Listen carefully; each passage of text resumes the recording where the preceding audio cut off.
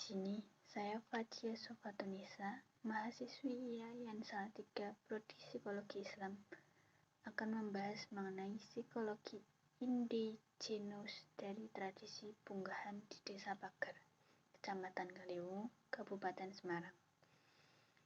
Sebelum membahas apa itu tradisi punggahan, saya akan menjelaskan sedikit tentang psikologi indigenous.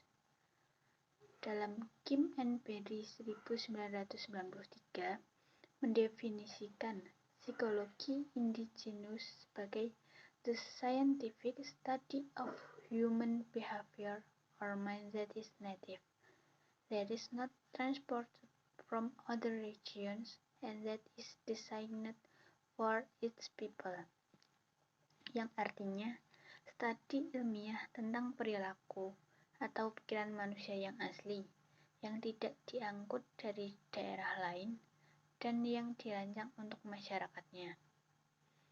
Secara singkatnya, psikologi endogenous merupakan pengetahuan psikologi yang didesain untuk orang-orang setempat dan mencerminkan realitas sosial dari suatu masyarakat. Kembali ke topik utamanya, yaitu tradisi punggahan. Punggahan berasal dari bahasa Jawa, yaitu munggah yang berarti naik, mancat, atau memasuki tempat yang lebih tinggi. Sesuai kata munggah tersebut, tersirat makna perubahan ke arah yang lebih baik dari bulan Sya'ban menuju ke bulan suci Ramadan, dan untuk peningkatan iman selama melakukan ibadah puasa Ramadan. Tradisi punggahan ini bertujuan untuk mengingatkan para umat Islam bahwa Ramadan akan segera tiba, dan juga untuk mengirim doa untuk para leluhur.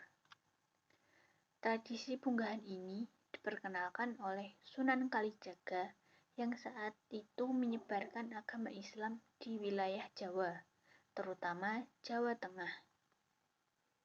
Saat itu, Sunan Kalijaga menggunakan metode akulturasi budaya dalam penyebaran agama Islam. Proses punggahan di Desa Pager biasanya dilakukan seminggu atau 5 hari sebelum memasuki bulan Ramadan, dengan mengirim doa kepada leluhur, dengan mengadakan tahlilan, dan membawa beberapa makanan yang memiliki makna masing-masing di setiap makanan. Proses pelaksanaan punggahan ini biasanya masyarakat Desa Pager melakukannya di salah satu rumah penduduk yang sudah disepakati atau di musola. Biasanya masyarakat Desa Pager membawa makanan tersebut menggunakan tenggok, yaitu sebuah wadah yang terbuat dari anyaman bambu atau menggunakan baskom. Dan untuk makanan yang biasanya dibawa berupa ketan, gedang rojo, dan apem. Makanan tersebut mempunyai makna tersendiri dalam tradisi punggahan ini. Untuk ketan, warna ketan yang putih susu ini melambangkan kesucian yang akan diperoleh oleh masyarakat sebelum memasuki bulan Ramadan.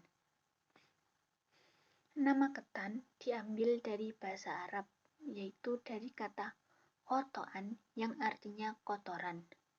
Jika kita banyak kesalahan terhadap sesama manusia maupun kepada Allah Subhanahu wa Ta'ala, menjelang bulan Ramadan itulah kita ajang untuk membersihkan diri dengan cara bersedekah lewat tradisi punggahan ini. Kemudian ada apem.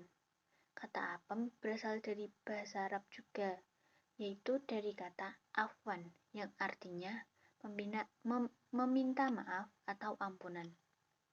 Artinya, sebelum memasuki bulan Ramadan, kita harus memohon ampunan kepada Sang Khalik. Kemudian, gedang rojo atau pisang raja dalam bahasa Indonesia.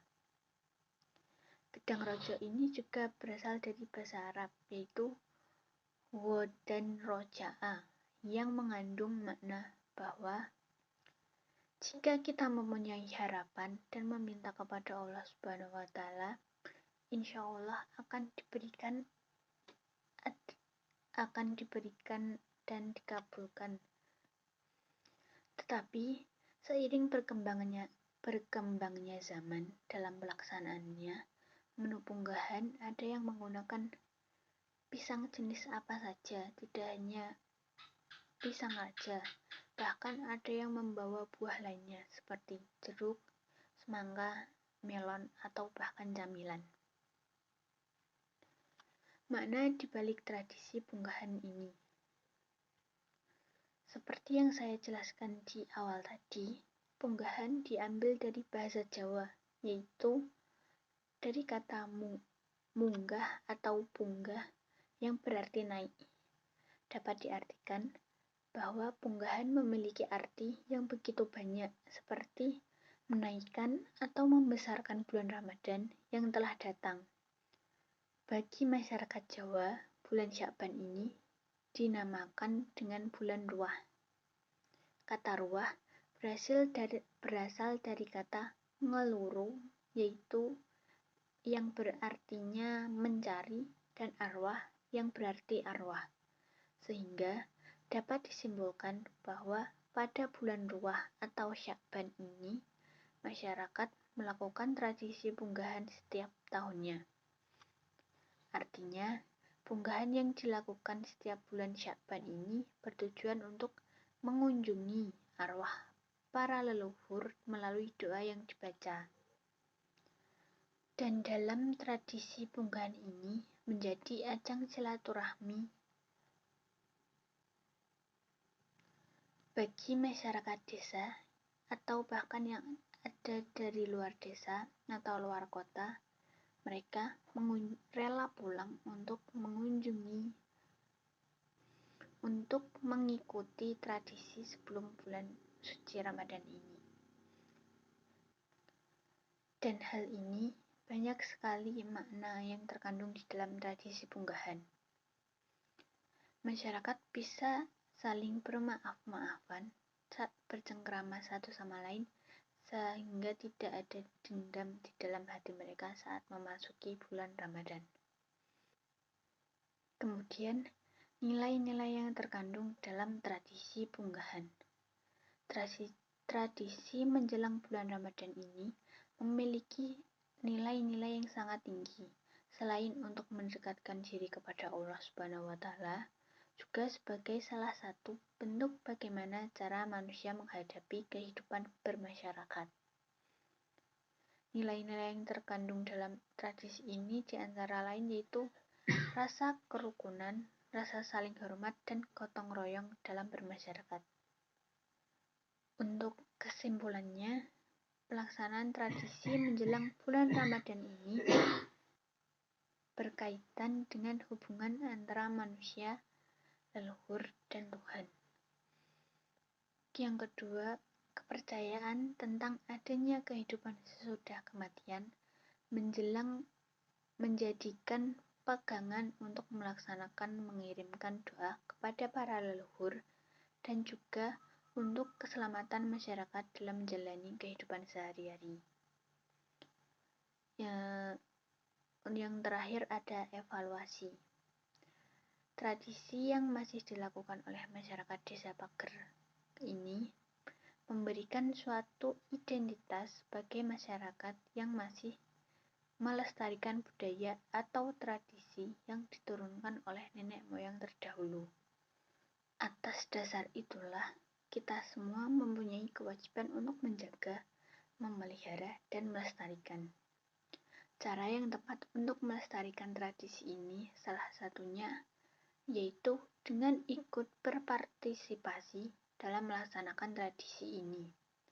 Dengan keikutsertaan kita, diharapkan tradisi ini dapat bertahan untuk generasi muda ke depannya. Sekian pembahasan dari saya. Apabila terdapat kekurangan, saya mohon kritik dan saran yang membangun dari teman-teman agar menjadi evaluasi bagi saya ke depannya. Terima kasih. Wassalamualaikum warahmatullahi wabarakatuh.